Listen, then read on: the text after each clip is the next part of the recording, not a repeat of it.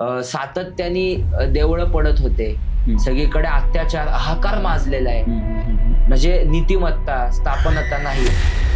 म्हणजे 40 पंडित एका बाजूला बसले आणि शहाजी महाराज आणि जिजाऊ साहेब जर एका बाजूला बसले तर त्या 40 लोकांवर हे दोघं भारी पडतील इतकं संस्कृत माहिती होतं. साक्षात वैकुंठात निजस्थानी असलेल्या श्री विष्णूंनीच जिजाऊ साहेबांच्या गर्भाचा आश्रय घेतलाय.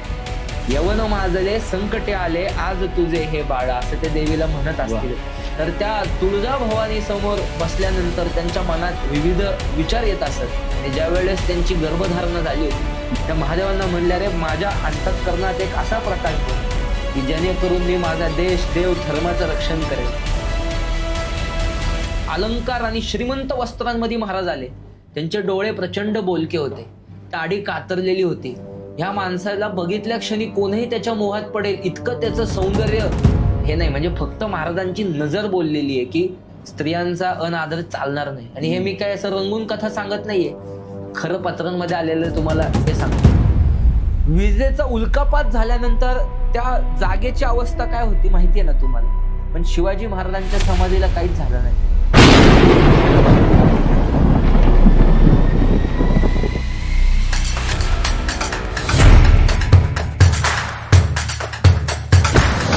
नमस्कार, भारी लोक या मराठी पॉडकास्ट चॅनलवरती मी हर्षल नलवडे तुमचं पुन्हा एकदा स्वागत करतो. खरं तर वेगवेगळ्या क्षेत्रातली उत्तुंग भारी व्यक्तिमत्व आपण या पॉडकास्ट चॅनलवरती घेऊन येत असतो. पाठीमागचा पॉडकास्ट तुम्ही खूप छान पद्धतीने रिस्पॉन्स दिला, त्याबद्दल प्रथमतः तुमच्या सर्वांचा आभारी आहे. खरं तर पॉडकास्ट आणि मराठी पॉडकास्ट म्हटलं तर आजकाल लोकांचा बघण्याचा दृष्टिकोन बदलतो, कारण आज पॉडकास्टला तेवढा दर्जा मिळालेला आहे.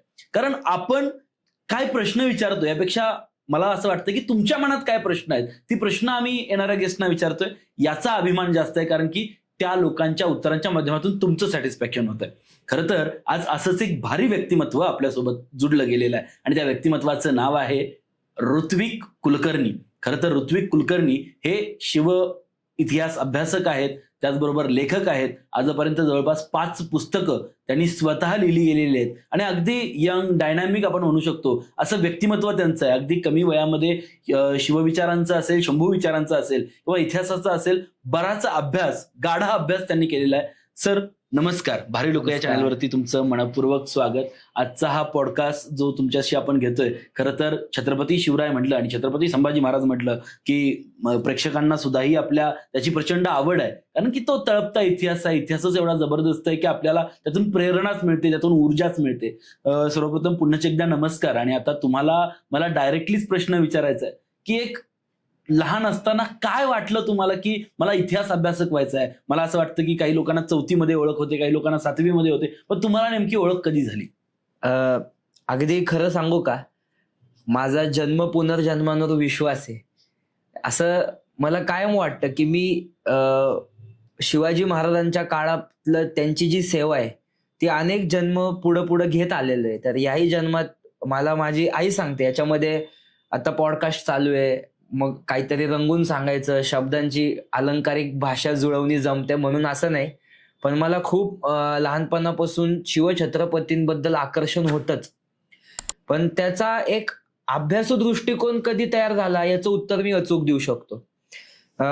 मी शालेय याच्यामध्ये असताना माझ्या हातामध्ये राजा शिवछत्रपती हा जो ग्रंथ आहे, पूर्वार्ध आणि उत्तरार्ध, श्रीमंत शिवशाहीर बाबासाहेब पुरंदर यांचा, तर तो माझ्या हातात पडला आणि त्याचं वाचन चिंतन करत असताना माझ्या शाळेपासून बाबासाहेब पुरंदर यांचं निवासस्थान अगदी जवळ होतं. अच्छा. मग शाळा सुटल्यानंतर त्यांच्याकडे जाणं, त्यांच्याकडे बसणं, ते जे सांगतात त्यांची बोलण्याची पद्धत आणि हे ते, मग माझ्याकडे तेवढे जुने छायाचित्र पण आहेत. मी शालेय वेशात आहे आणि बाबासाहेबांसोबत बसलोय वगैरे.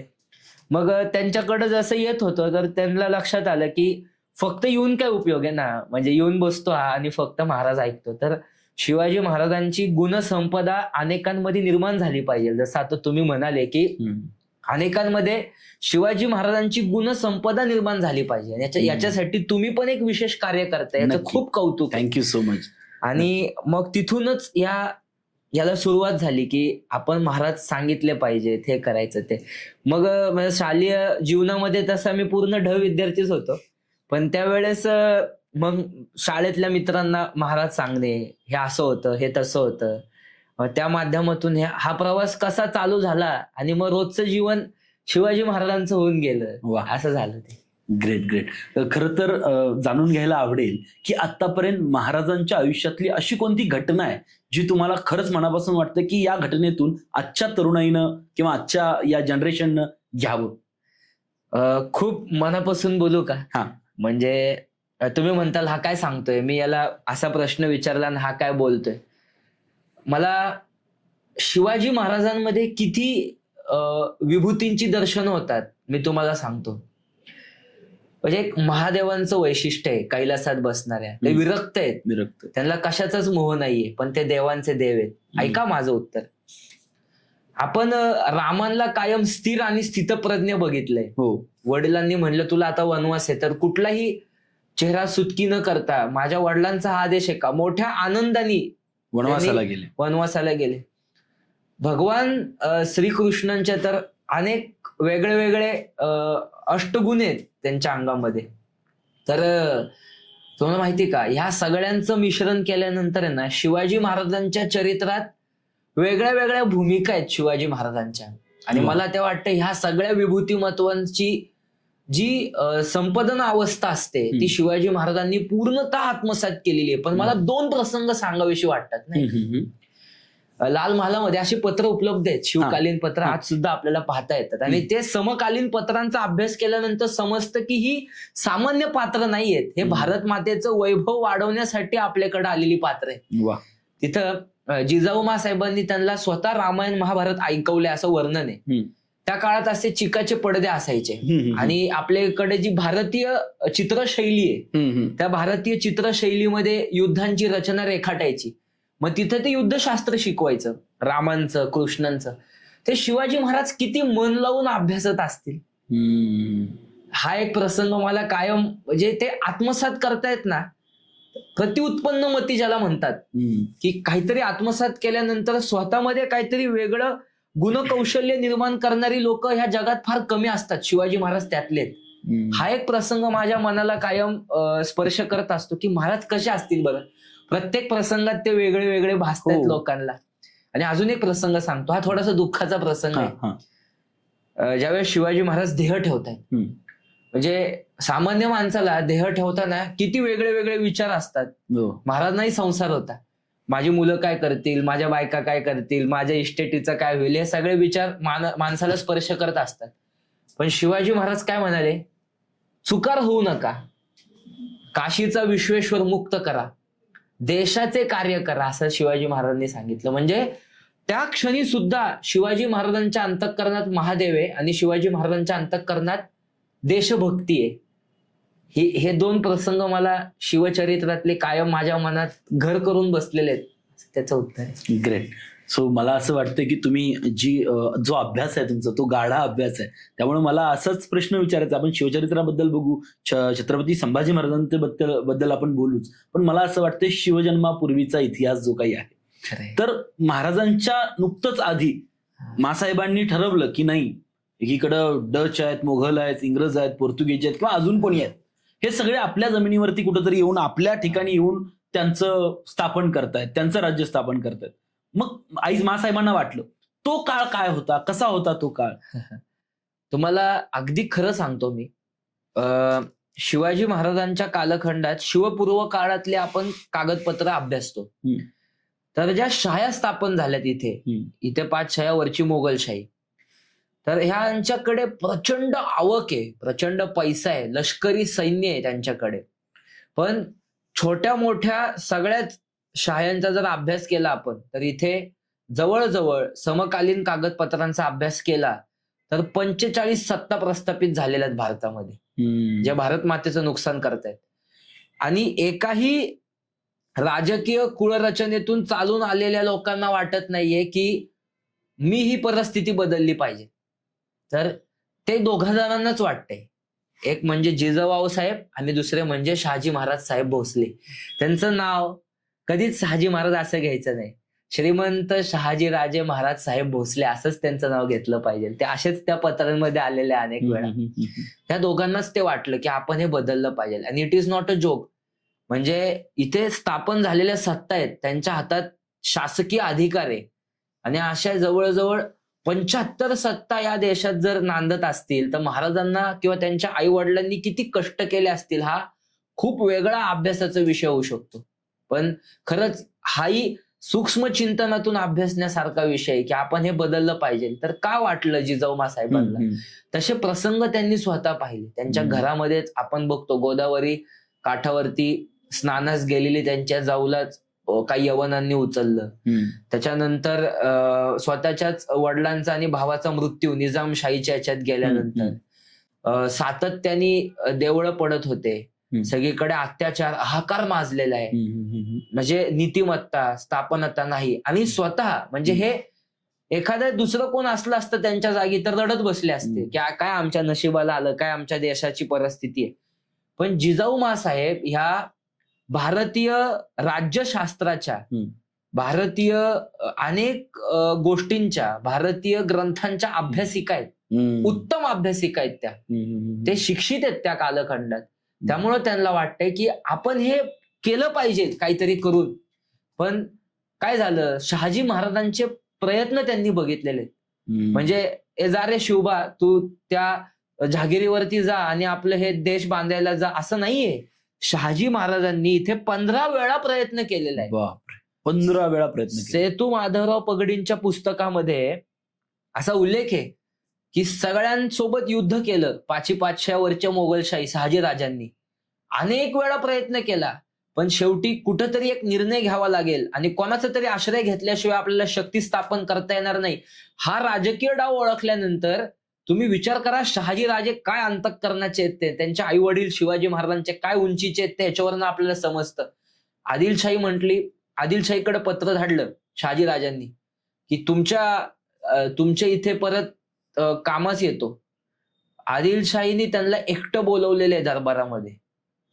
तुम्ही एकटं यायचं, निशस्त्र यायचं. बरं शहाजी राजांना माहिती नाही का तिकडं काय झालंय निजामशाहीत.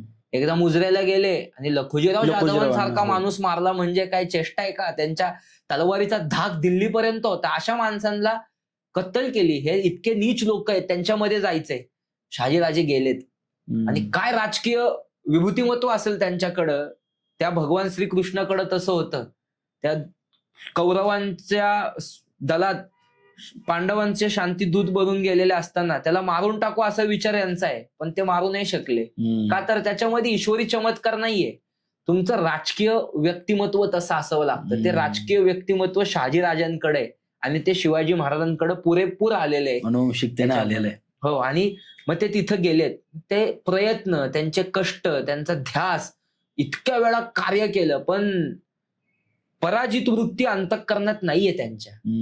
पराभव नाही. किती कष्ट केले, पराभव सातत्याने पराभव पाहिलाय पण मनातनं हरलेले नाहीयेत. मग तू ते काम कर बरं. ते फाउंडेशन आहे ना, ते जिजाऊ साहेब आणि शहाजी राजेच आहेत, दुसरं कोणाला देते. ग्रेट. मला पुढचा प्रश्न असा विचारायचा आहे की आम्ही जिजाऊंचे बाळकडू म्हणून महाराष्ट्रभर डॉक्टर विष्णू माने यांचा कार्यक्रम राबवत असतो. आम्हाला एक शिव अभ्यासक म्हणून किंवा एक इतिहास अभ्यासक म्हणून जिजाऊंचे बाळकडू गर्भामध्ये शिवबा असताना काय होते ते जाणून घ्यायला तुमच्याकडून आवडेल. त्याच्यात तर खूप सुंदर वर्णन केलेलं आहे. मी परमानंदांचंच वर्णन सांगतो. शहाजी राजांच्या पदरी एक संस्कृतचे जाणते लोक होते.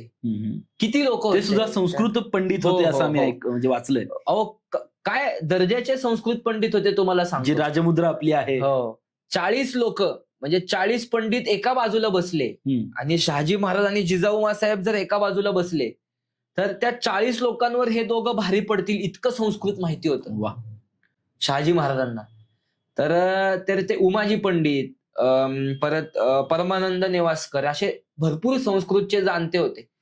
त्यांनी शिवाजी महाराजांच्या आदेशावरून शिवाजी महाराजांचं चरित्र लिहिलंय. त्याला शिवभारत असं म्हणतात, आपल्याला माहिती. त्याच्यामध्ये एक वाक्य आलेले, ते म्हणतात की ह्या देशामध्ये देशाची स्थापना करण्यासाठी आणि धर्माची स्थापना करण्यासाठी साक्षात वैकुंठात निजस्थानी असलेल्या श्री विष्णूंनीच जिजाऊ साहेबांच्या गर्भाचा आश्रय घेतलाय. हे त्याच्या आई वडिलास अद्याप समजलं नाही. हे मी माझ्या मनाचं एकही वाक्य सांगत नाहीये. शिवभारतात छत्रपती शिवाजी महाराजांबद्दल त्यांना प्रत्यक्ष बघितलेला मनुष्य त्यांच्या शरीरामध्ये, त्यांच्या वागण्यामधलं काहीतरी ओज, ईश्वरित्व बघितल्याशिवाय तो ते त्याच्यात लिहिणार नाही. ते असं लिहिलेलं वाक्य त्याच्यामध्ये आलेलं आहे. ते वाक्य मी तुम्हाला सांगतोय. आणि त्याच्यामध्ये जिजाऊ साहेबांना काय वाटलं बरं, हा संपूर्ण देशात पसरलेला जो हाहाकार होता, तर त्या तुळजाभवानी समोर बसल्यानंतर त्यांच्या मनात विविध विचार येत असत. आणि ज्या वेळेस त्यांची गर्भधारणा झाली होती, प्रत्यक्ष आपण त्या सिंहावरती बसावं, दानपट्टा चालवावा, यवनांची मुडकी उडवावीत, अनेक शस्त्र चालवावीत, अशा प्रकारचे गडकोट पहावेत, राजनीती अभ्यासावी, देशाचे कारभार हाती घ्यावेत, आरमार उभारावे. शिवाजी महाराजांनी पुढे एक स्वतंत्र अंग निर्माण केलं. ही जिजाऊ साहेबांची शिवाजी महाराज गर्भात असतानाची इच्छा प्रगट झाली आहे, समकालीन कागदपत्रांमध्ये आहे. आरमार उभारावे, देशाला आरमार नाही, हा विचार जिजाऊ साहेबांचा आहे. एवढे सगळे विचार त्या भारत मातेचं जिवंत स्वरूप म्हणजे जिजाऊ साहेब जिजाऊ, आणि त्यांना स्पर्श होत आहेत. आणि ते सगळे महाराजांच्या रूपातून प्रगट झाले. मासाहेब काय गर्भसंवाद करत असतील ज्यावेळी शिवबाराजे गर्भामध्ये असतील? म्हणजे मला तर एक असं वाटतं की त्यांचा एक संवाद आहे. म्हणजे तो संवाद एकनाथ महाराजांनी भारुडात लिहिलेला आहे. अच्छा. आणि तो आऊसाहेबांनी वाचलाय का, तर निश्चितपणे वाचलाय, नाही का. यवन माजले संकटे आले आज तुझे हे बाळ, असं ते देवीला म्हणत असतील. यवन माजले संकटे आले आज तुझे हे बाळ, आज तुझे हे बाळ, असं जिजाऊ साहेब म्हणजे ह्याला म्हणतायत, देवीला म्हणत असतील का. पण ते देवीला त्यांची लेकच म्हणत असत, नाही का, कायम. आणि फार वेगळ्या अंतःकरणाच्या त्या होत्या, प्रेमळ होत्या, शासकीय निर्णयात कठोर होत्या. आणि त्या पूर्ण त्यांचं म्हणजे काय म्हणायचं, त्यांना भारत मातेचं जिवंत स्वरूपच आपण त्यांना म्हणाल, त्याच्याहून दुसरी उपमा नाही. आणि त्या मायाळू होत्या, प्रचंड जाणत्या होत्या आणि तसंच कठोर. अशी एक आम्ही इतिहासामध्ये वाचल्या की महाराज लहान होते आणि महाराज लहान असताना नृत्य मंडपाकडे गेले. तर तो किस्सा काय आहे? म्हणजे महाराजांना लहान वयामध्ये आपल्याला स्त्रीला नाचवणारं नाही तर स्त्रीला वाचवणारं राजे व्हायचंय, ही प्रेरणा कुठून आली? नाही, एक सगळ्यात पहिल्यांदा खरंच एक दुरुस्ती करतो. छत्रपती शिवाजी महाराजांचं पूर्ण कुळ तपासा तुम्ही. त्यांच्या कुलाचारामध्ये असं दुष्कृत्य कुणीही केलेलं नाहीये, अख्ख्या कुळात कुणी केलेलं नाहीये. तर ही एक दंतकथा आहे. म्हणजे व्हॉट्सअपवरती कुठल्या तरी इतिहासकाराला सुचली, त्यांनी व्हॉट्सअपवर लिहिली, व्हॉट्सअप युनिव्हर्सिटीने ती प्रकाशित केली आणि ती सगळीकडे रुजली. त्याच्यात लोकांचा दोष नाहीये, त्याच्यात सत्य शिवचरित्र पोहोचलं नाहीये कागदपत्रांवर ते अधिष्ठित असलेलं, त्यामुळे हा दोष आहे. पण शिवाजी महाराज कुठल्याही नृत्य मंडपाकडे गेल्याचं वगैरे वर्णन नाहीये. पण एक छान अशी गोष्ट सांगतो तुम्हाला की ज्या वेळेस शिवाजी महाराज काय असतील, एक 11-12 वर्षांचे, खेळण्याचंच वय असतं, शिक्षणही त्यांचं चालू होतं. त्यावेळेस म्हणजे जे काही त्यांना सवंगडी मित्र हे जे मिळालेले आहेत, आज ह्या गावातलेच म्हणा, त्यांच्याकडे 1000 खेड्यांची जहागिरी होती. तर मग ते लाल महालाच्या ज्या पटांगणात किल्ल्यांच्या प्रतिकृती तयार करायचे. आणि जिजाऊ साहेब ते पाहत असत त्या खिडकीतनं. आणि त्या किल्ल्यांच्या प्रतिकृतीमध्ये सगळ्या पाच्या नामशेष झालेल्या आहेत. मोगलांचं साम्राज्य नष्ट झालेलं आहे आणि आपण सगळ्यांनी एक मराठा साम्राज्याचा, विजयी हिंदवी स्वराज्याचा भगवा ध्वज आपण सगळ्या किल्ल्यांवर फडकवलाय. अशा स्वरूपाचं खेळणं त्यांचं लहानपणी असायचं आणि ते जिजाऊ साहेब फार आवडीने त्या दालनातून ते बघत असत. असा एक उल्लेख आपल्याला मिळतो शिवाजी महाराजांच्या खेळण्याबाबतीतला. तर त्याच्यामध्येच त्यांचा विचार आणि तिथून प्रगट झालेले सदाचरणी कृत्य आपल्याला त्याच्यामधून समजू शकतो. नक्की. माझा प्रश्न असा होता की आजकाल जे काही बलात्कार होत आहेत, अत्याचार होत आहेत, पण महाराजांच्या काळात कठोर शिक्षा होती या सगळ्या प्रकाराला.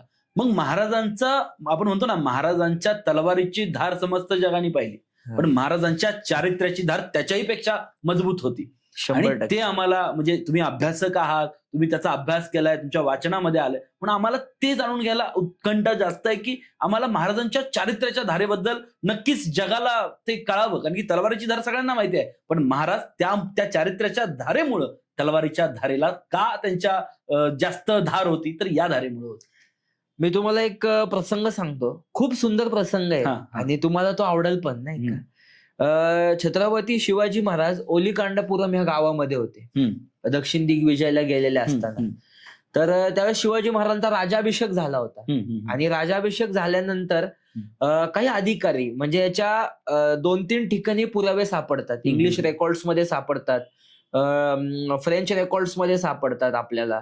तर काही अधिकारी त्यांना भेटायला गेले होते. तर वास्तविक पाहता काय होत होतं की त्या कालखंडामध्ये जे खालचे प्रांत होते, पण अशी परिस्थिती खूप भयंकर देशाची असल्यामुळे तिथे हिंदू पुरुष आणि हिंदू स्त्रियांचे गुलाम म्हणून विक्री व्हायची. मग त्यांची युद्ध कैदी म्हणून विटंबना व्हायची. काही वेळेस स्त्रियांवरती नको इतका अत्याचार केला जायचा. मग लोकांना वाटतं हा अतिशयोक्ती सांगतोय, पण मी अतिशयोक्ती बोलत नाही.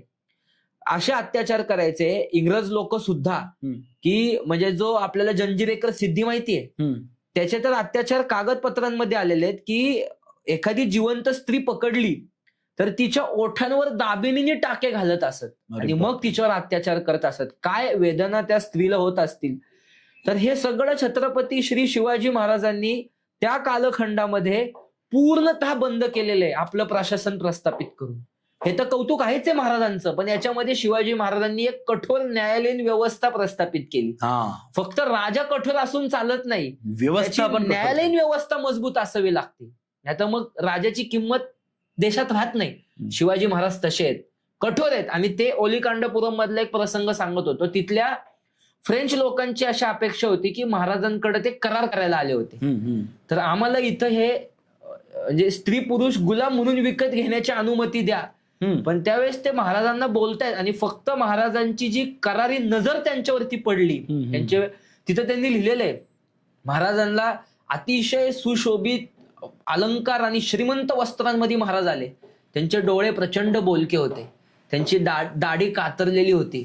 ह्या माणसाला बघितल्या क्षणी कोणीही त्याच्या मोहात पडेल इतकं त्याचं सौंदर्य, त्याच्या शरीरातून प्रत्यक्ष कांतिमय ओज बाहेर पडत होतं.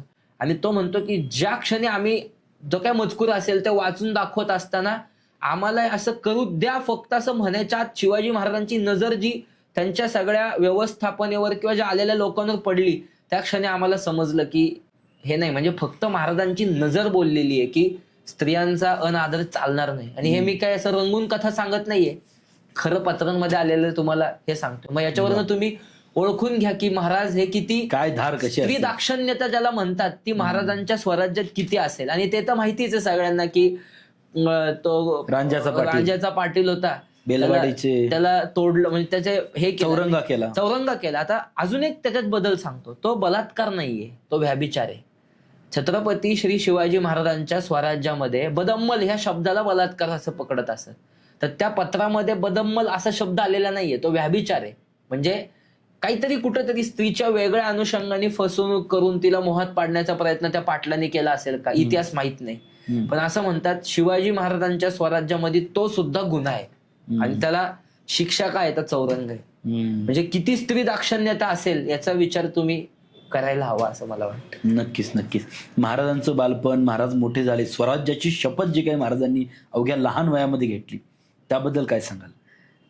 त्याच्यात पण एक खूप सुंदर हे की महाराजांनी वयाच्या 7व्या वर्षापासून, आता कसं असतं माहिती का, ज्या वेळेस तुम्ही एखादं राष्ट्राची बांधणी करताय तर त्या राष्ट्राच्या बांधणीसाठी सगळ्यात महत्वाचं काय लागतं? पैसा. बरोबर आहे ना? काही उभारण्याचं म्हणलं पैसा लागतो. तर ज्यावेळेस छत्रपती श्री शिवाजी महाराज इथे राष्ट्राची उभारणी करतायत त्यावेळेस त्यांच्या लक्षात आलेल्या आपल्याला अर्थव्यवस्था निर्माण केली पाहिजे. आणि वयाच्या 7व्या वर्षीपासून विजयनगरच्या साम्राज्यामध्ये जे काही रामराया राजा मारल्यानंतर त्याच्या रचनेतली जी लोक आहेत ते अर्थशास्त्र जाणतायत, समाजशास्त्र जाणतायत, साम्राज्य स्थापनाचे शास्त्र जाणतायत, त्या सगळ्या लोकांची नेमणूक शहाजी महाराजांनी एक एक महाराजांच्या मागे केलेली. एक जाणत्या लोकांना महाराजांसोबत जोडलं आणि शिवाजी महाराज अर्थशास्त्राची निर्मिती करतायत. इथं जे सगळे गावं ओसाड पडली होती, 1000 खेड्यांमध्ये शेतीचा प्रचंड विकास केला, त्याच्यातनं अर्थ निर्माण केला.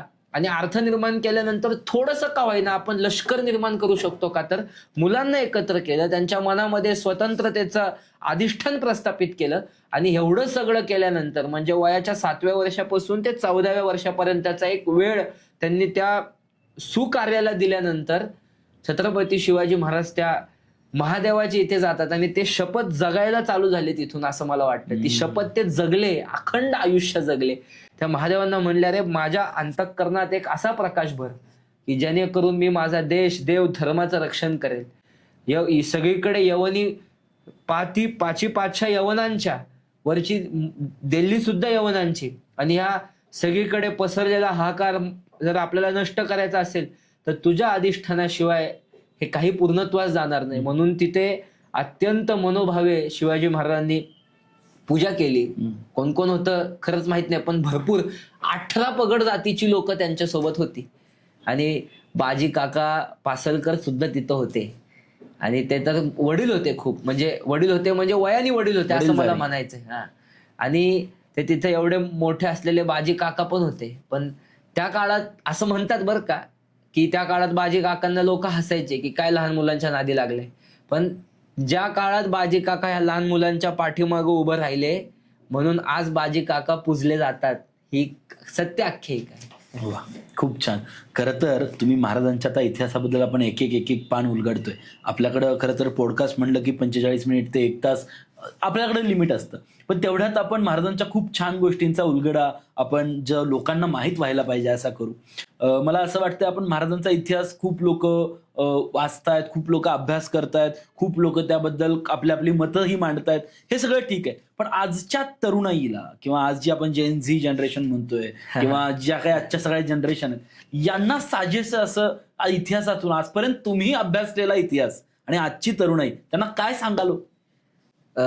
शिवाजी महाराजांना आत्मसात करा, वाचा, पहा, कुठल्या ना कुठल्या माध्यमातून शिवाजी महाराजांची सेवा करा. माझ्याकडे अजून एक म्हणजे फार मी कुठेही मूर्ती असेल ना शिवाजी महाराजांची, एक 5, 10, 15, 20 मिनिटं बघूनच पुढे जातो. म्हणजे महाराजांचे हावभाव आहेत का, ती मूर्ती नाहीये फक्त. म्हणजे आता मला गोळीबार मैदानाची इथली मूर्ती आहे, काय करारी मूर्ती आहे ना, प्रचंड सुंदर. म्हणजे त्यात महाराजांनी जो लगाम ताणलाय, त्यांच्या जो दाढीचा आवेश आहे, आणि ज्या घोड्याचं पण जे खागर तयार झालेलं आहे तिथं, महाराजांचे वेगळे वेगळे स्वरूप आहेत ह्या मूर्त्यांच्या स्वरूपातून. तर ते पहा, महाराजांची सेवा करा, शिवाजी महाराजांना मनातनं स्पर्श करण्याचा प्रयत्न करा. मग शब्द गळून पडतात आणि भावना जागृत होते. आणि मग ती भावना जागृत झाली ना किंवा आपले नवरस त्या व्यक्तिमत्वासोबत एकरूप होताना आपल्याला दिसतात. तर मी असं म्हणेल की तुमचं अंतःकरण शिवाजी महाराजांना द्या, मग काय उरतं खाली, फक्त प्रेम शिवाजी महाराजांबद्दल. नाही, न देखवे डोळा आईसा आकांत, परिपेडे चित्त दुःखी होते, असं तुकाराम महाराज एका ठिकाणी म्हणतायत. की म्हणजे मला तू दिसला नाहीस ना तरी माझं हृदय काळीज गलबलून तळमळतं. तसं एखाद्या माशाची अवस्था पाण्याच्या व्यतिरिक्त होत असेल ना, तसं मला विठ्ठला तू दिसला नाहीस तर होतं. तसं आजच्या सगळ्याच तरुणांचं जर शिवाजी महाराजांच्या बाबतीत झालं तर तरुणांसमोर अधर्म उभंच राहणार नाही असं मला कायम वाटतं. म्हणजे त्यांचे गुण तरुण कॅरी फॉरवर्ड करतील, पुढे प्रत्येकाला सांगतील. 100% येस, नक्कीच. आता तुम्ही तुकाराम महाराजांचा, संतश्रेष्ठ तुकाराम महाराजांचा उल्लेख केला. महाराजांची आणि शिवरायांची भक्ती आणि शक्ती, आपण पिंपरी चिंचवडमध्ये आहे तर निगडीमध्ये फार छान शिल्प आहे ते, ज्यात तुकाराम महाराज उपदेश करतात महाराजांना आणि महाराज ते ऐकतायत. सो भक्ती आणि शक्ती संगम जो आहे, म्हणजे तुकाराम महाराज आणि छत्रपती शिवाजी महाराज यांची भेट असेल किंवा यांचा संबंध कधी आला हो? बघा, प्रत्यक्ष जुन्या गाथा ज्या आहेत त्या काढून वाचायच्या. त्याच्यामध्ये 1642 साली जगद्गुरु तुकोबारायांचं सदेह वैकुंठ गमन झालं. मी परत एकदा नीट वाक्य वापरतो, सदेह वैकुंठ गमन झालं. आणि सदेह वैकुंठ गमन झाल्यानंतर शिवाजी महाराजांचं वय काय असेल, 12 वर्ष. 12 वर्षाचे. आज जे शिवाजी महाराज दाखवतात दाढीमधले मोठे वगैरे, तर तो कदाचित इतिहासाचा आभास कमी असल्यामुळे किंवा अभ्यास कमी असल्यामुळे, पण ते शिल्प सुंदर आहे, कलेला पूर्ण दात. तर जगद्गुरु तुकोबाराय आणि महाराजांची भेट झाली आहे का, तर अनेकदा झालेली आहे. पासोडे विठोबा नावाचं पुण्यात एक विठ्ठलाचं मंदिर आहे. तर तिथं लहान वयातच असताना, म्हणजे आपण म्हणतो ना सत्संग ज्याला म्हणतो, की सतसंगती, सदविचार, भक्ती मार्ग हा महाराजांमध्ये मुरवण्यासाठी जिजाऊ साहेब कितीतरी वेळा तुकाराम महाराजांच्या कीर्तनाला शिवछत्रपतींना बसवत असतात. त्यावेळेस त्यांचं वय 5-6 वर्षांचं आहे. आणि तोही प्रसंग खरा आहे, कंठी नेसावी तुलसी, व्रत कराते एकादशी, की छत्रपती शिवाजी महाराजांनी एक आदर म्हणून काय देणार एखादा राजा, तर ती आदरपूर्वक संपत्ती प्रदान केली. तर ते म्हणले याच्याहून मोठी संपत्ती काय आहे, तर एकादशीचं व्रत करा. आणि कंठी नेसावी तुलसी, तर शिवाजी महाराजांनी ती सुद्धा आज्ञा शिरोधार्य केल्याचं संत साहित्याच्या अभ्यासातनं आपल्याला समजतं की म्हणजे महाराज सुद्धा आपल्या वारकरी संप्रदायातली लोक जशी गळ्यामध्ये तुळशी माळ घालतात हो. तशी माळ महाराजांच्या सुद्धा गळ्यात हो, होती. 5व्या वर्षीच त्यांच्या गळ्यात ती माळ होती असं वर्णन आहे इतिहासामध्ये. हे कुठल्या ह्याच्यामध्ये आपल्याला आपण ज्या वेळेस कसं असतं, इतिहासाचे काही भाग आहेत जसं शिवकालीन कागदपत्र, शिवपूर्वकालीन कागदपत्र, इंग्लिश रेकॉर्ड्स, डच रेकॉर्ड्स, असे वेगळे वेगळे वेगळे वेगळे कागदपत्र एकच. तसंच संतांचं एक वेगळं चरित्र आहे ना. संतांच्या चरित्रात हा अभ्यास तपासावा लागतो आपल्याला. अच्छा. आचार्यांचं वेगळं चरित्र आहे, आचार्यांच्या चरित्रात हा अभ्यास तपासावा लागतो. गोसाव्यांचं वेगळं चरित्र आहे, मग त्या गोसाव्यांच्या चरित्रात हा अभ्यास तपासावा लागतो आपल्याला. आता शहाजी महाराजांना अटक झाली होती. वटपौर्णिमेला त्यांना शिवाजी महाराजांनी प्रचंड बुद्धी कौशल्यानं सोडवलं, पण या गणपती बाप्पाला 21 सोन्याच्या दुर्व्यांचा हार जिजाऊ मासाहेबांनी शिवाजी महाराजांनी येऊन इथं चढवले. इथं मोरया गोसावी त्या मोरया गोसावीला. म्हणजे ह्या मोरया गोसावी मंदिराचं महात्म्य तर आहेच, कारण की हो. गणपती बाप्पा मोरया कोणामुळे आहे तर महास्वामी मोरया गोसावी जे आहेत त्यांच्यामुळं मोरया हे आपण आजपर्यंत ऐकलंय. म्हणजे हो. आपण चिंचवडमध्ये राहतोय म्हणून आपल्याला ती माहिती आहे. पण मोरया गोसावी आणि छत्रपती शिवाजी महाराज किंवा भोसले घराणं यांच्याशी कसं काय? ते जे गोसाव्यांचे जे हे होते म्हणजे शिष्य मंडळे असतील किंवा त्यांनी ते गणपतीच्या उपासकांची एक हे तयार केली ना, विचारधारा तयार केली. मग ते सगळे गोसावी. तर ते नक्की कुठले गोसावी भरले आहेत भेटलेत ते माहित नाही, पण अनेक जण मोरया गोसावी असं म्हणत असतात. म्हणजे मी कोणतं, मी वारकरी संप्रदायातला, मी रामदासी संप्रदायातला, तसं मी मोरया गोसावींच्या संप्रदायातला. तर अशा अनेक संत सज्जन शिवाजी महाराजांना भेटत असत आणि अगदी पार खूप दीर्घकाळ शिवाजी महाराजांचा आणि गोसाव्यांचा हे आहे. तर शिवाजी महाराजांना गोसाव्यांनीच सांगितलेलं आहे, गायीचे रक्षण केले याचे पुण्य बहुत आहे, तुम्ही गोमातेची सेवा केली पाहिजे, असं गोसावी त्यांना सांगतात. आणि ती सुद्धा आज्ञा शिवाजी महाराजांनी शिरोधार्य केलेली आहे. वा. ती सुद्धा आज्ञा महाराजांच्या या सगळ्या ह्याच्यात महाराजांना मासाहेब जिजाऊंनी तर शिकवलं, शहाजी महाराज साहेब यांनीही शिकवलं. तसंच महाराजांच्या जीवनातले गुरु आपण म्हणू शकतो, असे गुरु कोण? आता याचं उत्तर मी तुम्हाला मेंदळे सरांच्या दृष्टिकोनातनं देतो. गजानन मेंदळे सर. गजानन भास्कर मेंदळे, इतिहासाचे भीष्माचार्य म्हणू आपण त्यांना. ते मला काय म्हणाले माहिती का, जगाच्या पातळीवर, पूर्ण जगाच्या पातळीवर असे खूप कमी लोक जन्माला येतात. ते स्वयंप्रकाशित असतात, ते स्वयंभू असतात आणि त्यांचे एक अत्यंत जवळचे इतिहासाचा प्रचंड दांडगा अभ्यास असलेले माझे मित्र आहेत. सुयोग चित्रे नाव आहे त्यांचं. सुयोग छत्रे का चित्रे, आडनावात काहीतरी बदल होतोय माझ्या, पण त्यांचं नाव सुयोग दादा आहेत ते. तर त्या सुयोग दादांनी मला सांगितलं होतं की हेच वाक्य मेंदळे सरांनी त्यांना सांगितलं की असे खूप कमी लोक भूतलावर जन्माला येतात जे स्वयंप्रकाशित असतात. शिवाजी महाराज स्वयंप्रकाशित आहेत. शिवाजी महाराज स्वयंभू आहेत. शिवाजी महाराज कुणी कोणाचं गुरु नाही, कुणी कोणाचं शिष्य नाही. हे काही मी व्ह्यूज मिळावे म्हणून नाही बोलत आहे, मी खरं सांगतो तुम्हाला. अजून एक गंमत सांगतो मी. मग याचा अर्थ असा होतो का की शिवाजी महाराजांनी कोणाकडनंच मार्गदर्शन नाही घेतलं? असं नाहीये. शिवाजी महाराजांनी ज्या ज्या व्यक्तीकडून जे जे घेता येईल ते घेतलं ना. अगदी शेतकऱ्यापासून बरोबर वाटेत भेटणाऱ्या वाटसरूपर्यंत महाराज घेतलं ना. म्हणजे आता समर्थ रामदासांकडून आध्यात्मिक मार्गदर्शन घेतल्याचे काही कागदपत्र उपलब्ध आहेत आपल्याकडे. जगद्गुरु तुकोबारायांकडनं कंठी नेसावी तुलसी, व्रत करा ते एकादशी, म्हणजे त्यांची आज्ञा शिरोधार्य केली. मोरया गोसावींची केली. गोपाल भट होते, गणेश भट होते, गणेश पंडित होते. किती जणांची नावं घेऊ. म्हणजे छत्रपती श्री शिवाजी महाराजांनी साधू संतांचा, आचार्यांचा प्रचंड आदर केला, त्यांच्याकडनं आध्यात्मिक मार्गदर्शन घेतलं. म्हणजे विद्वान लोकांना शिवाजी महाराज 100% त्यांचे विचार ऐकायचे, मानायचे. एक वाक्य सांगतो तुम्हाला, पण राजकारणाचे राजकीय सूत्र त्यांच्या हातात दिले नाहीत महाराजांनी. सगळे स्वतःच्या हातात ठेवले. म्हणजे त्यांना माहिती आहे की राजकारणात साधू संतांचं काम नाहीये. राजकारणात म्हणजे तिथं मग प्रतापराव गुजर आणि हंबीरराव मोहितेच लागतील. पण तिथं सौम्य व्हायचंय, तिथं सौम्य झालेले आहेत. जिथं लढवायला लष्कर पाहिजे तिथं लष्कराची नेमणूक त्याच लोकांना केलेली आहे. म्हणजे काय, तर शिवाजी महाराज स्वयंभू आहेत, हे त्याचं उत्तर आहे. छत्रपती शिवाजी महाराजांनी अफजल खान नावाचा बलाढ्य शरीरष्ट आपल्या फक्त युक्तीच्या जोरावरती फाडला नव्हे तर अखंड भारताला, अखंड विश्वाला दाखवून दिलं की मराठा साम्राज्य काय आहे किंवा आपण काय आहोत, स्वराज्य काय आहे. आणि हे जे रयतेसाठी आहे, हे लोकांसाठी आहे. तर त्या अफजल खान वधाबद्दल काय तुम्ही सांगाल? छत्रपती शिवाजी महाराजांवरती सगळ्यात पहिल्यांदा जे संकट आलेलं आहे, म्हणजे सगळ्यात मोठं संकट ते अफजल अफजल वधाचं. खानाचं होतं. आणि शिवाजी महाराजांनी तिथे एक शिकवलंय की किती मोठा विजय प्राप्त झाला तरी थांबायचं नाही, आनंदात रमायचं नाही. तर असं म्हणतात, कदाचित ही अतिशयोक्ती असू शकते, पण कागदपत्रही तसे मिळतात की 35 हत्ती मिळालेत महाराजांना त्या युद्धामध्ये. 35 हत्ती मिळालेत आणि अनेक हत्ती मिळाले, सैन्य मिळालं, खजिना मिळाला. त्याचा उपयोग शिवाजी महाराजांनी स्वराज्य विस्तारासाठी केला.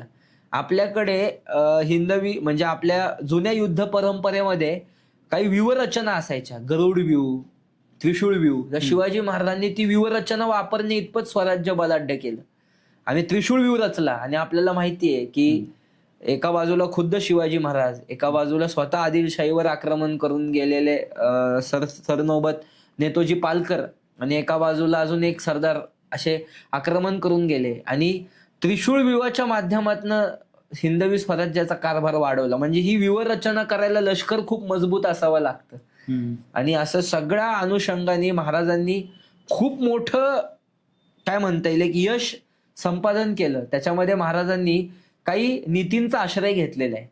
महाभारतामध्ये कृष्ण नीतीचा आश्रय शिवाजी महाराजांनी त्याच्यात घेतलेला आहे की भगवान श्रीकृष्णांचं जे राजकीय धोरण आहे ते आपल्या सगळ्यांना समजलं पाहिजे. कारण श्रीकृष्ण फक्त राधेच्या खांद्यावर डोकं ठेवणे इतपत त्यांचं चरित्र मर्यादित नाहीये. मुळात म्हणजे राधा हे पात्र भगवान श्रीकृष्णांच्या जीवन चरित्रात नाहीच आहे खरं तर. अभ्यासपूर्व बोलतोय बरं का, म्हणजे आध्यात्मिक शक्ती आहे, राधा या पात्राची साधना करा तुम्ही, नाही नाकार नाहीये कोणाचा. पण भगवान श्रीकृष्णांचा जे राजकीय दृष्टिकोन आहे तो शिवाजी महाराजांनी इथं आत्मसात केला. म्हणून अफजल खानाला एका टप्प्यापर्यंत आणलेलं आहे आणि त्याचा वध केला, असं वर्णन. टप्प्यात आणून कार्यक्रम केला. आम्ही नेहमी सांगतो खरं तर आजच्या तरुणाईला छत्रपती शिवाजी महाराज की जय, धर्मवीर छत्रपती संभाजी महाराज की जय. तर छत्रपती संभाजी महाराज, आपण छत्रपती शिवाजी महाराजांबद्दल आता बोलतोय, पण छत्रपती संभाजी महाराज काय असं बापाचे एका लेकावरती संस्कार काय काय आता आपल्याला सापडतं, पुरावे काय सापडतात की वडिलांनी हे संस्कार आपल्या मुलाला आपल्या दिले? छत्रपती संभाजी महाराजांबद्दल एक वाक्य तुम्हाला सांगतो मी. शिवाजी महाराजांना ते रामांच्या कुळातले होते म्हणून एक गोपाळ भट नावाचे सूर्य उपासक होते. त्यांनी शिवाजी महाराजांना सांगितलं होतं की तुम्हाला क्षात्र तेज प्रगट करण्यासाठी आणि लष्करी मार्गदर्शन करण्यासाठी सूर्य उपासना गरजेची आहे. तर ती सूर्य उपासना शिवाजी महाराजांनी नंतरच्या कालखंडात महाबळेश्वरकरांकडनं तो मंत्र घेतला, अनुग्रह घेतला सूर्य मंत्राचा. तर तोच मंत्र आपण घेतला पाहिजे म्हणून संभाजी महाराज सुद्धा त्या महाबळेश्वरकरांकडे गेले होते. संभाजी महाराजांचं वय लहान होतं, 23 वर्षांचे होते ते. तर त्यांनी विचारलं की आता एवढं मोठं वडिलांचं राज्य 23व्या वर्षी कसं सांभाळता येईल तुला? तर त्यांनी एक तिथं त्यांना जे वाक्य त्यांच्या पत्रांमध्ये पुढे प्रगट झाले ते तिथं बोललेले, जे आबासाहेबांचे संकल्पित तेच आम्हास करणे अगत्य. जे माझ्या वडिलांनी केलंय तेच मी इथून पुढे कायम करल. आणि त्यांनी काय केलं नाही. संभाजी महाराजांचं चरित्र म्हणजे प्रत्यक्ष रणभैरवाचा तांडव आहे, नाही का? म्हणजे जे शिवशस्त्रे असुरावर सुटल्यानंतर इतिहासाच्या पानापानावर साक्षात शिवशंकर जसा तांडव करत होता ना, तसं स्वतः संभाजी महाराज शिवशंकर होऊन तांडव करत होते. आणि मी खरं सांगतो तुम्हाला, माझं बोलणं जरी अलंकारिक असलं तरी ते इतिहासाच्या कागदपत्रांना अधिष्ठित असलेलं बोलणं आहे. त्यामुळं सांगतो, ज्या वेळेस 7 लाखाचं सैन्य घेऊन औरंगजेब इथं उतरतोय, स्वतः इथं उतरलेल्या औरंगजेबाला शिवाजी महाराज हयात असताना त्याच्या डोक्यावरचा किमांश उतरवायची वेळ आली नाही.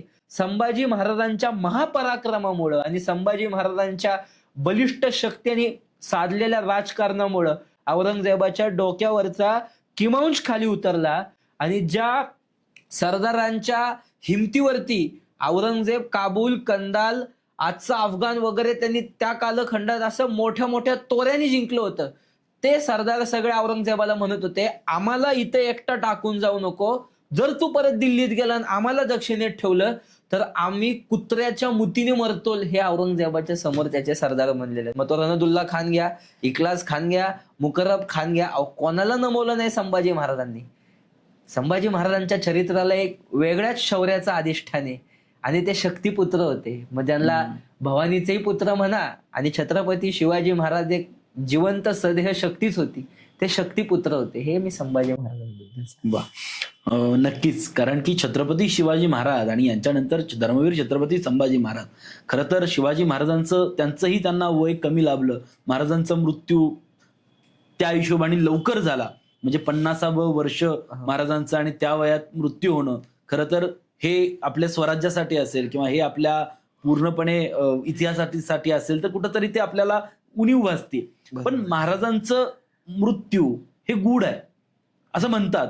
काय म्हणजे काय त्याच्या पाठीमागे नेमकं? महाराजांचा मृत्यू गूढ म्हणजे मी तुम्हाला आता सांगितलं ना, इंग्रज अधिकारी ज्यांनी लिहिलेलं आहे इंग्लिश रेकॉर्ड्स ऑन शिवाजी मध्ये, त्याच्यामध्ये असं स्पष्ट वर्णन आलेलं आहे, ही वॉमिटेड ब्लड असं आलेलं आहे. शेवटच्या क्षणी महाराजांच्या अंगी ज्वर होता, कारण ते दक्षिण दिग्विजय करून आले होते.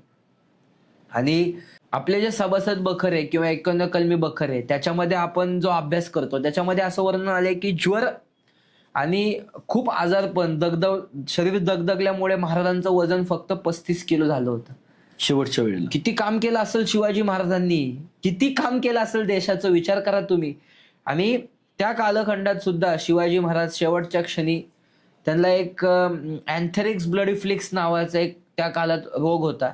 त्यामुळे त्यांच्या छातीत निमोनिया ज्याला आपण म्हणतो आज, तसं सातत्याने पशु पक्ष्यांच्या सानिध्यात राहिल्याने त्या कालखंडात नाही का सर्दी होत असत किंवा इन्फेक्शन होत असत. महाराज सतत घोडदौड असायची, हत्तींच्या सानिध्यात असायचे वगैरे. तर त्यामुळे असं अनेक वेगळे वेगळे डॉक्युमेंट्स आपल्याला मिळतात. पण शिवाजी महाराजांचा मृत्यू पूर्णतः नैसर्गिक आहे आणि तो आध्यात्मिक पण आहे. ऐकायला नवल वाटेल पण तुम्हाला सांगतो, बखर म्हणजे ज्याची कृष्णाजी अनंत सभासदांची बखर आपण जास्त ग्राह्य धरतो. कारण काय आहे? कारण ती प्रत्यक्ष शिवाजी महाराजांना बघून लिहिलेली बखर आहे. त्याच्यामध्ये तो म्हणतो की महाराज ही अवस्था आहे, महाराजांचं शरीर थकलेलं आहे, पण मला सांगा तुम्ही, तो म्हणतोय शिवछत्रपतींची म्हणजे शिवाजी महाराजांनी दशद्वार फोडून आत्मा बाहेर काढला. ज्ञानेश्वर महाराजांनी ज्ञानेश्वरीच्या 6व्या अध्यायामध्ये योगी माणूस देह कसा ठेवतो याची लक्षणं सांगितलेली आहेत. आणि कृष्णाजी अनंत तेच म्हणतोय की शिवाजी महाराजांनी दशद्वार फोडून आत्मा बाहेर काढला. हे योग्यालाच जमतं, दुसरं कोणाला जमत नाही. म्हणून शिवाजी महाराज हे श्रीमंत योगी आहेत हे त्याच्यावरनं आपल्याला समजतं. वा. रायगडावरती आपण छत्रपती शिवरायांची समाधी आहे किंवा तिथं समाधीबद्दल पण बऱ्याच गोष्टी असतील, आपल्याला त्यात जायचं नाही. पण मला असं विचारायचं आहे की खरंच शिवाजी महाराज आजही आहेत? मी त्याचं उत्तर तुम्हाला हो देईल. हो, एक प्रसंग सांगतो. शिवचरित्राचे एक लेखक, खूप मोठे अभ्यासक होते, केर्लुस्कर, माहिती असतील लोक, त्यांची पुस्तकं आहेत. केळुस्कर हा. तर ते गोनेदांचे मित्र होते. तर असं वर्णन आलेलं आहे, म्हणजे हे माझा विचार आहे बरं का, की शिवाजी महाराज आहेत का, तर ते आहेत. हो का, ते याचं उत्तर आहे. विजेचा उल्कापात झाल्यानंतर त्या जागेची अवस्था काय होती माहिती आहे ना तुम्हाला? एखाद्या जागेवर वीज पडली तर काय अवस्था होती? तर छत्रपती शिवाजी महाराजांची जी समाधी आहे तिच्या आजूबाजूचं जे बांधकाम आहे ना, तिथं वीज पडली होती. म्हणजे समाधीवरतीच वीज पडली होती, आजूबाजूला त्या भागात वीज पडलेली आहे. 3 वेळा वीज पडली आजपर्यंत, शिवकाळापासून त्या आजतागायतपर्यंत. तर गोनीदांचं एक पत्र आहे त्यांना की ती वीज पडल्यानंतर तिथल्या वस्तू ह्या बाजारपेठेत उडून पडल्यात.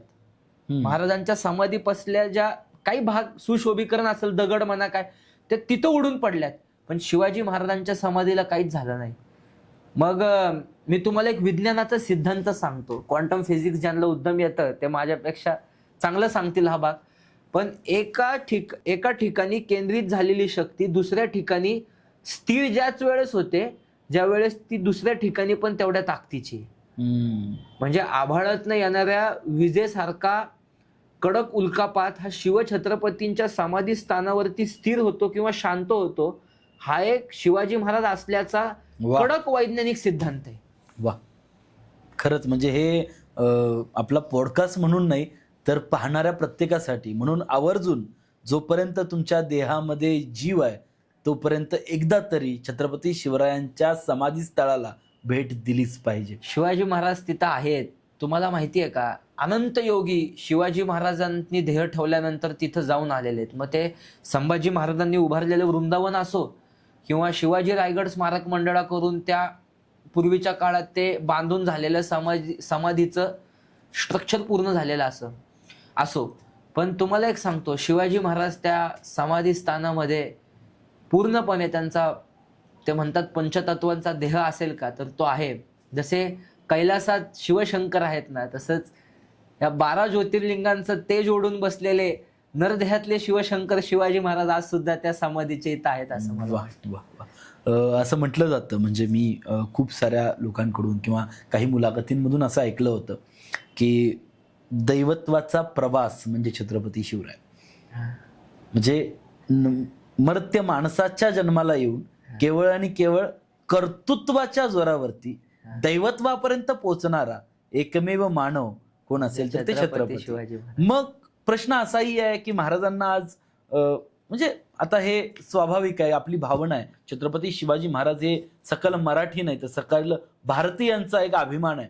आणि मग महाराजांची पूजा करणं, महाराजांना त्या लेवलला, महाराजांच्या विचारांना पुढे घेऊन जाणं, तुम्हाला काय वाटतं या गोष्टींबद्दल?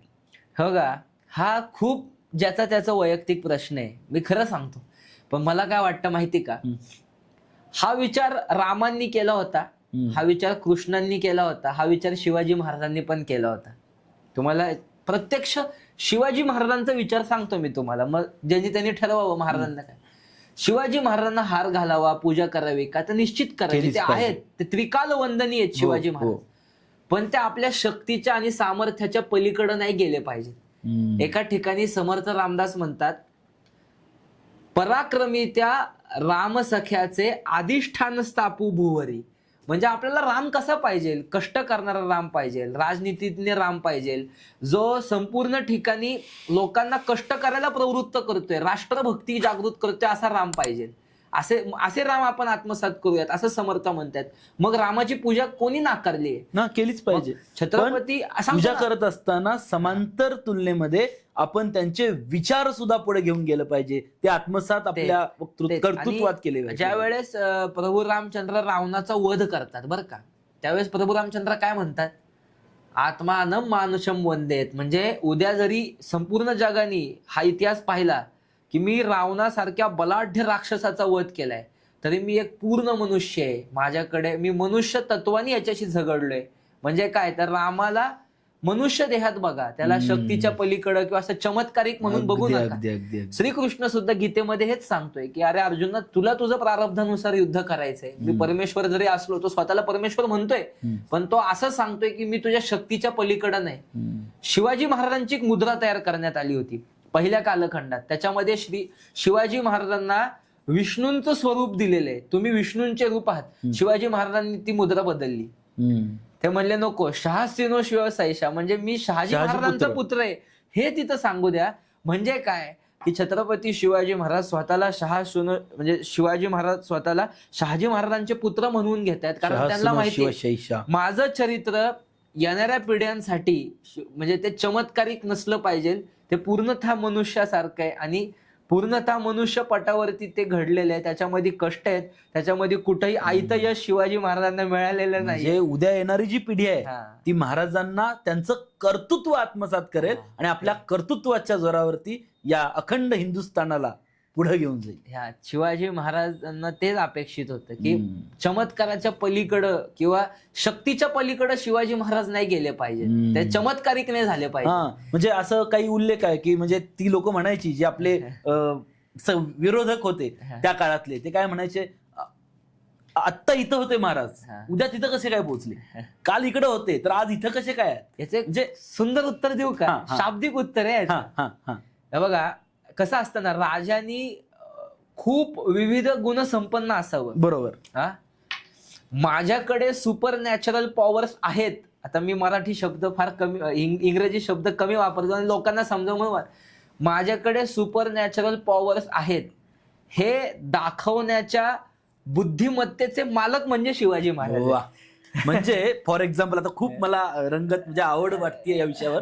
जसं महाराजांनी मावळ्यांची मानसिकता सक्षम व्हावी यासाठी काय सांगितलं, आपल्याकडे भवानी तलवार आहे, बरोबर मानसिकता खंबीर करण्याचं एक बरोबर टेक्निक होतं. Exactly. बरोबर आहे. आणि तेच ना, आता तिथनं आले महाराज, आग्र्यातनं निसटले, तर त्या सिद्धी पोलाद खान म्हणायचा औरंगजेबाला की नाही नाही, त्याला गायब होता येतं नाही का. तो बिथरला ना, औरंगजेबासारखा स्थिर मनुष्य सुद्धा त्याच्या मानसिक आघात झाला त्याच्या. आग्र्याहून ज्यावेळी महाराज आले त्यांनी स्वतःची संरक्षण व्यवस्था वाढवली, हे झालं ते झालं. तर मी तेच म्हंटल ना की राजा हा अनेक गुण संपन्न असावा.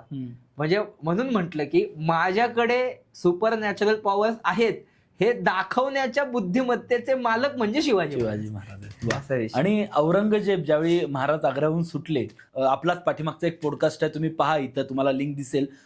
पिलाजी गोळे यांचे वंशज आदरणीय आबा इथं आले होते आणि त्यांचा आपण पॉडकास्ट घेतलेला आहे. सो ते सुद्धा म्हणजे आग्र्याबद्दल आमच्या काही चर्चा झाल्या. पण आजही तो जो मार्ग आहे तो कुठेतरी कोणालाच माहिती नाही.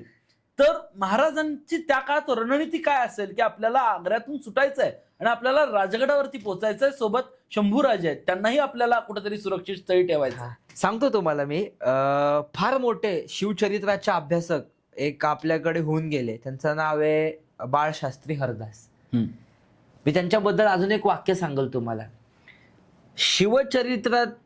शिवचरित्रावरती स्वतःचं जीवन जगत असताना मोक्ष साध्य करणारा मनुष्य म्हणजे बाळशास्त्री हरदास. तर त्यांनी शिवाजी महाराज आग्र्यावरनं कसे आले याचे अनेक मार्ग लिहिलेले आहेत त्यांच्या पुस्तकामध्ये. त्यांचे 4 भाग आहेत पुस्तकाचे.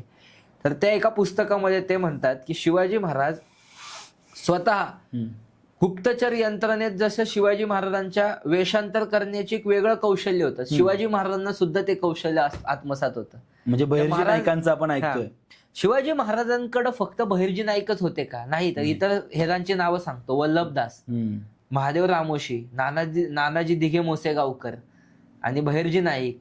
परत अजून काहीतरी दक्षिणेत शिवाजी महाराजांचे हेर आहेत. मी आता ज्या हर्बट डियागरचं नाव घेतलं, त्या हर्बट डियागरने लिहून ठेवले शिवाजी महाराजांनी जवळजवळ दक्षिण प्रांतात जे जिथं राहिलेत त्यांना 100 किलोमीटरच्या जवळची, पण किलोमीटर हा शब्द नाही वापरलाय मी, समजावं म्हणून सांगतो, 100 किलोमीटरचे पण अपडेट्स मिळावेत म्हणून कमीत कमी शिवाजी महाराजांनी हजारो हेर इथं पसरून ठेवलेले आहेत, त्यांच्या असं वर्णन केलेले. शिवाजी महाराज तिथून इथं कसे आले, निनाद काका सांगायचे, ते फक्त शिवाजी महाराजांनाच माहितीये, तसं ते शिवाजी महाराजांनाच माहिती. हे म्हणजे शिवाजी महाराजांचं हे जे चातुर्य होतं ते कोणी सांगू किंवा न सांगू, पण तो काळ ज्यांनी अनुभवला.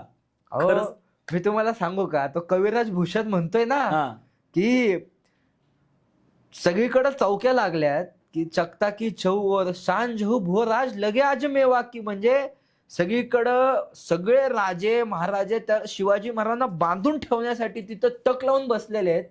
शिवाजी महाराज तिथनं सुखरूप राजगडावर येतात आणि औरंगजेबाला म्हणतात, मी सत्यवचनी शिवाजी, तुला बादशाची मेहरबानी, तुला न सांगता इकडे आलो, थोडीशी कामं होती म्हणून आलो, पण आपली मेहरबानी राहावी. औरंगजेबाला काय वाटलं असेल की. आणि अजून एक आहे, तर ज्या वेळेस महाराज म्हणजे सिद्धी पोलाद खान म्हणला आज राजाजी उठले नाहीत का, मग जवळ जाऊन बघतोय, आवाज देतोय, हलवतोय, ते तक्के लागले हाताला मासासारखे नाही का. मग एकदम ते तक्के उघडल्यानंतर तो म्हणला, हे अल्ला हे केव्हा. आणि तो तिथं जो रडला सिद्धी पोलाद खान सगळ्यात भयंकर मनुष्य होता औरंगजेबाच्या दरबारातला. तो म्हणला शिवा गेला कुठं, अरे पंख आले का, जमिनीत गेला का, आभाळाने गिळलं त्याला, झालं काय. आणि तो अक्षरशः धापा टाकत 9:15च्या सुमारास, बरोबर मी आग्रा हे प्रकरण एकदा पुण्यात सांगत असताना धपाधप पाऊस पडत होता, भरगच्च सभागृह भरलं होतं, सभागृहाच्या बाहेर छत्री घेऊन लोक ऐकत होते. मी आग्रा प्रकरण असं रंगवून सांगत होतो आणि त्यामध्ये शिवाजी महाराज कसे आले ते महाराजांनाच माहिती. पण हा तिथं 9:10च्या सुमारास औरंगजेबाकडे गेलाय आणि औरंगजेब तिथं माळ जपत बसलाय आणि तो शांत मनाचा होता, तो त्याचे हावभाव दाखवत नव्हता औरंगजेब. आणि हा सिद्धी पोलाद खान ते हे पद्धती असायच्या त्या दरबारातल्या, मग तो रुमाल धरत म्हणला, हुजूर हुजूर शिवा भाग गया. तो म्हणला, हे अल्लाह मैं क्या सुन रहा हूं. असं अक्षरशः औरंगजेबाच्या डोक्यावरचा टोप हल्ला. महाराज निघून गेले हे तिथं झाल्यानंतर. म्हणजे तुम्ही विचार करा, शिवाजी महाराजांनी काय रचना केली असेल हो त्या कालखंडात. म्हणजे खरंय. कृष्ण नीती भव जे महाराजांना आशीर्वाद दिलाय जिजाऊमा साहेबांनी, त्या जे कृष्णाला संस्कार माहिती केले, ज्या गोष्टी सांगितलेत, तो जो इथं गेलाय श्रीकृष्ण त्या कौरवांच्या ह्याच्यात गेलाय आणि तो दुर्योधन, दुःशासन, कर्ण आणि शकुनी म्हणलेला मारून टाका. श्रीकृष्ण म्हणले शक्य नाही. तिथनं जे सुखरूप परतलेत ना श्रीकृष्ण, ते शिवाजी महाराजांनी कृष्णाची पूजा केली असेल नसेल इतिहासाला माहिती, पण कृष्ण नीती आत्मसात नक्कीच केली होती. एक्झॅक्टली. म्हणून गोपाल अष्टमीलाच शिवाजी महाराज आग्र्यावरनं इथं आलेले नक्की नक्की. आणि मला हेच सांगायचं आहे, म्हणजे मी सुद्धा एक छत्रपती शिवरायांवरती त्यांचे विचार मांडण्याचं प्रामाणिक प्रयत्न विद्यार्थ्यांसाठी करत असतो. आणि मला यातून हेच सांगायचं आहे की ह्या नीती आपण आत्मसात केल्या पाहिजेत. यांचे हे जे कौशल्य होते, हे कौशल्य आपण पुढेपर्यंत घेऊन गेले पाहिजे. हे आपल्या कर्तृत्वामध्ये हे आपल्याला दिसलं पाहिजे खरं तर. आणि माझा आता पुढचा प्रश्न असा आहे की छत्रपती संभाजी महाराज हे म्हणजे 9 वर्षाचे होते ज्यावेळी आग्र्याची भेट औरंगजेबाची झाली. तर महाराजांना वाटेत कुठे सोडलं. नंतर महाराजांचं म्हणजे असंही आपण बघतोय इतिहासामध्ये, असंही आहे की महाराजांचं अगदी ते महाराज शंभूराजे मरण पावले इथपर्यंत महाराजांनी मासाहेबांना सांगितलं. तर हा इतिहास नेमका काय आहे? महाराजांकडे 2 पंत होते आपल्याला माहितीये, कोरडे आणि पंत होते. तर त्यांचं मथुरेमध्ये त्यांचे मेहुणे राहत असत. काशीपंत नाव. काशीपंत. हा. तर काशीपंतांच्या घरी संभाजी महाराजांना ठेवलं, कारण औरंगजेबाने सांगितलं होतं सगळ्या याच्यावरती, म्हणजे सगळ्याकडे ज्या छावण्या होत्या तंगेज वंशातल्या जे सगळे लोक तिथं होते, त्या सगळ्यांना सांगितलं होतं की एक लहान मुलगा आहे त्यांच्यासोबत, तर ही खून ओळखली असती. त्यावेळेस काय घोड्यांची रपेट मारायची होती, म्हणजे घोडा पळवायचा होता वेगाने. तर कदाचित काय असतं, ज्यावेळेस तुम्ही खूप जोरात घोडा, तर 9 वर्षाच्या देहाला ते सहन पण झालं पाहिजे ना. सगळ्या अंगाने विचार करून संभाजी महाराजांना काशीपंतांच्या घरी ठेवलं आणि अगदी सुखरूप स्वतःच्या जीवाची कुठलीही गैर न करता काशीपंतांनी संभाजी महाराजांना रायगडे आणून सोडलं. शिवाजी महाराजांनी त्यांना राजगडे आणून सोडलं आणि शिवाजी महाराजांनी त्यांना हा किताब दिलेला आहे, विश्वासराव हा किताब दिलेला आहे त्यांना शिवाजी. पण छत्रपती शिवाजी महाराज ज्यावेळी आग्र्याहून आले, आपले संभाजीराजे इथेच आहेत मथुरेमध्ये, महाराज पुढे येतात. महाराज पुढे आले आणि महाराजांनी काय केलंय की सांगितलं, महाराजांना मृत घोषित केलं. कोणाला? शंभू महाराजांना. हा. तर तो इतिहास काय आहे नेमका? त्याचं एकदम ठोस पुरावे आपल्याला हातात सापडत नाहीत, पण जेवढं मी वाचलंय, म्हणजे जिजाऊमा साहेबांना एकांतात दालनात घेऊन सांगितलं की शंभू महाराज आहेत, पण ती भुरळ औरंगजेबावरती पाडणं गरजेचं होतं, नाहीतर मग शंभू महाराजांना थेट मारून टाकण्याचाच आदेश होता. कारण काशीपंतांसोबत एक प्रसंग घडलेला आहे की त्या काळातल्या काय प्रथा असतील माहित नाही, पण हिंदू धर्मामध्ये एकदा काही कोणाचंही मौजी बंधन झालं, असं नाही की फक्त ब्राह्मणांकडे मौजी बंधन व्हायचं. शिवाजी महाराजांची मुंज झाली आहे, प्रत्येक म्हणजे कोणी कुठल्याही वर्णातला मनुष्य असत त्याची मुंज होत असत, तर एका ताटात जेवायला बसायचं नाही. ही पद्धती यवनांना माहिती होती. तर एकदा काही सरदार आले त्यांच्या घरामध्ये आणि काशीपंतांना म्हणले, हे संभाजी महाराज आहेत, आम्हाला असं दाट शंका आहे. आणि मग काशीपंत म्हणले नाही. मग ते म्हणले, एक काम करा, तुम्ही एकत्र भोजन करा. मग आणि काशीपंतांनी आणि शंभू छत्रपतींनी एकत्र भोजन केलं की तुम्हाला दाखवायला की आम्ही सगळे एकच आहोत असं. आणि एकत्र भोजन केलं आणि काशीपंतांनी तिथे असे बरं का स्पष्ट बोलेत, म्हणून विश्वासराव किताब दिलाय महाराजांनी की शंभू छत्रपतींना काहीही होऊ नये आणि काही होऊ नये म्हणून हे सुखरूप त्यांच्या घरी निवासस्थानी गेल्यानंतर परत ज्यावेळेस मी काशीमध्ये, मथुरा, काशी, प्रयाग हे सगळे जवळ आहेत, इथं आल्यानंतर काशीच्या विश्वेश्वरास एक सहस्त्र भोजन घालतो असं वर्णन आहे. म्हणजे 1000 लोकांना जेवण देतो मी, काशीच्या विश्वेश्वरा संभाजी महाराजांना सुखरूप देऊन सोडा असं वर्णन. वा. आता हेच संभाजी महाराज ज्यावेळी खूप साऱ्या लढाया करतायत आणि एकही लढाई ते हरत नाहीयेत, प्रत्येक लढाईत ते अगदी जबरदस्तपणे त्या पुढच्याला चितपट करून सोडतायत आणि अवघ्या काही दिवसातच औरंगजेबाचा टोप तर त्यांनी बाजूला ठेवायला लावलात, पण समस्त हिंदुस्थानात, समस्त जे काही भारतवर्ष आपला भारत देश आहे, या समस्त देशात महाराजांबद्दल अगदी एक आदर, रिस्पेक्ट निर्माण झाला. आणि हे सगळं झालेलं असताना मग महाराजांना पकडलं गेलं आणि महाराजांचा जो क्रूर अंत झाला, त्याबद्दल तुम्ही काय सांगाल? तुम्ही एक आता वर्णन केलं की संपूर्ण देशात संभाजी महाराजांबद्दल काय चर्चा होती ते तुम्हाला सांगतो. तुम्हाला माहितीये अकबर औरंगजेबाला फितूर झाला होता, त्याचा पोरगा. तो दुर्गादास राठोडाकडे जातो. त्या दुर्गादास राठोडाचा मालक औरंगजेबाने काबूलला नेऊन प्रचंड क्रूर मृत्यू घडवून आणला. कोणाचा? दुर्गादास राठोडाचा जो मालक होता त्याचा. तर दुर्गादास राठोड काय म्हणतो, औरंगजेबाच्या विरुद्ध बंड पुकारो. त्यावेळेस औरंगजेब जामा मशिदीत चालला असतो. तो सगळ्या हिंदूंना हत्तीच्या पायाखाली तुडवत तुडवत तसंच जातो नमाज पाडायला. आणि इतका क्रूर होता औरंगजेब. तर तो ज्यावेळेस परत अकबराला भेटतो ना, त्यावेळेस तो म्हणतो ह्या औरंगजेबाला टक्कर देण्याची ताकद फक्त आणि फक्त त्या सह्याद्रीच्या आश्रयात बसलेल्या संभाजी राजामध्ये. हे मी अतिशयोक्ती नाही सांगत, त्या काळात राजस्थान रेकॉर्ड्स मध्ये आलेली नोंद आहे ही. आणि अजून एक सगळ्यात महत्वाची नोंद मला सांगायची तुम्हाला, ती अशी आहे की शंभू छत्रपती ज्यावेळेस इकडं होते, इकडं कार्य करत होते, त्यावेळेस त्यांचं वय काय होतं? 23 ते 24 वर्ष. म्हणजे 24 वर्षाच्या शंभू छत्रपतींनी एवढा हाहाकार केला होता, म्हणजे रणतांडव केला होता यांच्या सगळ्यांच्या हृदयावरती, की औरंगजेबाला खुद्द 7 लाखाचं सैन्य घेऊन इथं उतरावं लागलं. आणि त्याला माहिती होतं की हे लढणार, हे काय असेच लवकर हार मानणारे नाहीयेत. म्हणजे तुम्ही म्हणला मृत्यूकडं, तर मला असं वाटतं की 32 दिवस संभाजी महाराजांना कसं मारलं याच्यावरती मी खूप विस्तृत बोलू शकतो, पण तुम्हाला थोडक्यात सांगतो. संभाजी महाराजांचं जे बलिदान आहे ते 11 लोकांनी प्रत्यक्ष पाहिलंय बरं का. पण त्याच्यामध्ये काही इंग्रज आहेत, काही स्वकीय आहेत, काही परकीय आहेत त्यांचे. तर सगळ्यात तारिके दिल खुशा नावाचा जो ग्रंथ आहे त्याच्यामध्ये भीमसेन सक्सेना आहे, परत काफी खान आहे, ईश्वरदास नागर आहे, जॉन शो आहे. तर मी ज्या वेळेस तारिके दिल खुशामध्ये किंवा भीमसेन सक्सेनाचे जे वर्णन वाचले, तर मला तरी 2 दिवस झोप आली नव्हती. म्हणजे लोकांना ते बलिदान कसं सांगायचं हा प्रश्न आहे. बरोबर. तुम्हाला थोडक्यात सांगतो मी. आपल्याला माहितीये संभाजी महाराजांचे डोळे फोडले होते. संभाजी महाराजांचे डोळे फोडल्यानंतर सुद्धा त्या वेदनेतने ते लवकर बाहेर येऊ नयेत म्हणून तिथे पुढची वेदना देऊस तोपर्यंत तिथे तिखटा मिठाच्या पुढाऱ्या बदलत राहावा अशी आदेश आहे भीमसेन सक्सेनाने लिहून ठेवलेले.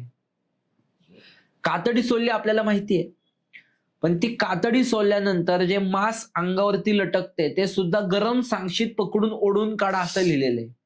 ज्यावेळेस महाराजांची धिंड काढलेली आहे, असं स्पष्ट उल्लेख आहे 1 लाखाहून जास्त, म्हणजे माझा हा शब्द मी ऐतिहासिक पुराव्यांमधला शब्द वापरतोय, 1 लाखाहून जास्त मुसलमान त्या संभाजी महाराजांच्या त्या धिंडीमध्ये सहभागी होते आणि त्यांच्यावरती नको नको इतका अत्याचार करत होते, कारण हा हिंदूंचा काफर राजा आहे असा अत्याचार शंभू छत्रपतींवरती केलेला आहे. आणि कोणासाठी एवढं संभाजी महाराजांनी बलिदान स्वीकारलं?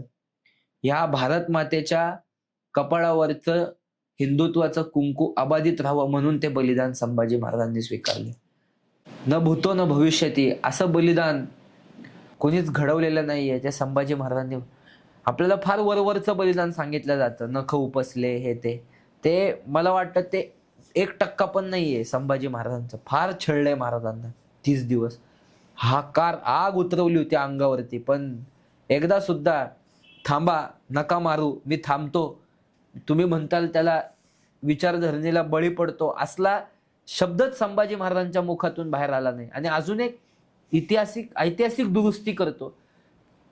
औरंगजेब असं म्हटलेला नाही की तू जर इस्लाम कबूल केलास तर तुला जीवनदान देतो, असं औरंगजेब म्हटलेला नाही. तो म्हणतोय तू जर इस्लाम कबूल केलास तर माझं जे स्वप्न आहे गजवाई हिंद करायचं ते लवकर पूर्ण होणार आहे. तू काही काळापुरता इस्लाम कबूल कर, मी तुला मृत्यू सौम्य स्वरूपाचा देतो. पण देश धर्म पर मिटने वाला शेर शिवा का छावा था, हेच त्यांच्यासाठी एकही शंभू राजा था. म्हणून मी एक पुस्तिका लिहिली आहे, त्याचा आता 1,25,000 प्रती अवघ्या काही वर्षात पूर्ण झालेल्या आहेत, वितरण झालेले आहे त्याचं. शंभू राजे धर्मवीर नसते तर नाव आहे त्याचं. आणि त्याच्यात आम्ही ह्या सगळा इतिहास खूप विस्तृत आणि सचित्र मांडलाय परत. नक्कीच हे होते आदरणीय ऋत्विक कुलकर्णी सर. खरं तर बोलायला गेलं तर अजून खूप मोठा विषय आहे, कारण ऋत्विक सरांचं, सर आपलं वय काय? माझं आता 26. बघा, वयाच्या 26व्या वर्षी एवढा सखोल आणि गाढा अभ्यास आदरणीय ऋत्विक कुलकर्णी यांचा आहे. मला असं वाटतंय की आजपर्यंत आपण छत्रपती शिवाजी महाराज की जय, छत्रपती संभाजी महाराज की जय असं आपण म्हणत असतो आणि आपण आपल्याला अभिमान आहे, त्याचा आदर आहे, तो राखलाच पाहिजे. पण छत्रपती शिवाजी महाराज की किंवा छत्रपती संभाजी महाराज की जय म्हणण्याआधी आपण त्यांच्या चरित्रामध्ये छत्रपती शिवाजी महाराजांच्या आणि संभाजी महाराजांच्या जीवन चरित्रामध्ये थोडंसं आपलं योगदान दिलं पाहिजे, खरं. वाचन केलं पाहिजे. तर खऱ्या अर्थानं तो जय अजून अभिमानानं येईल. याचा प्रत्यय खरं तर आज मला सर तुमच्या सोबत बोलल्यानंतर आला. मलाही खरं तर खूप खूप आनंद झाला आणि तुमचे आभारी आहोत की ही विचारदर्शिका तुम्ही लोकांपर्यंत घेऊन जाताय, वेगळे वेगळे उपक्रम करताय. त्यामुळे तुमच्या चॅनलचे आणि तुमचे शतदा आम्ही आभारी आहोत की तुमच्यासारखी लोक आहेत जे आम्हाला असं स्थान देतात आणि आम्ही लोकांपर्यंत पोहोचतो. ते खरं तुमच्यासारख्या लोकांमुळे. तुमचे शतदा आभारी. नक्कीच नक्कीच नक्कीच. हे होते, पुन्हा एकदा सांगतोय, ऋत्विक कुलकर्णी सर. नक्कीच सर, पुन्हा एकदा आपण एखादा पॉडकास्ट या विषयावरती अजून डिटेलमध्ये घेऊ आणि अशाच नवनवीन व्हिडिओसाठी, नवनवीन पॉडकास्टसाठी भारी लोक हे मराठमोळं चॅनेल आत्ताच फॉलो करा आणि हा पॉडकास्ट शक्य तितक्या तरुणांपर्यंत पोहोचवा, कारण की हा धगधगता इतिहास प्रत्येकापर्यंत पोहोचणं गरजेचं. जर तुम्हाला सरांची पुस्तकं वाचायचे असतील, पाहायचे असतील, अनुभवायचे असतील, हा धगधगता इतिहास जाणून घ्यायचा असेल तर खाली डिस्क्रिप्शन मध्ये नंबर आहे, नक्कीच तिथून ती पुस्तकं तुम्ही ऑर्डर करू शकता. जय हिंद, जय महाराष्ट्र. जय हिंद, जय महाराष्ट्र.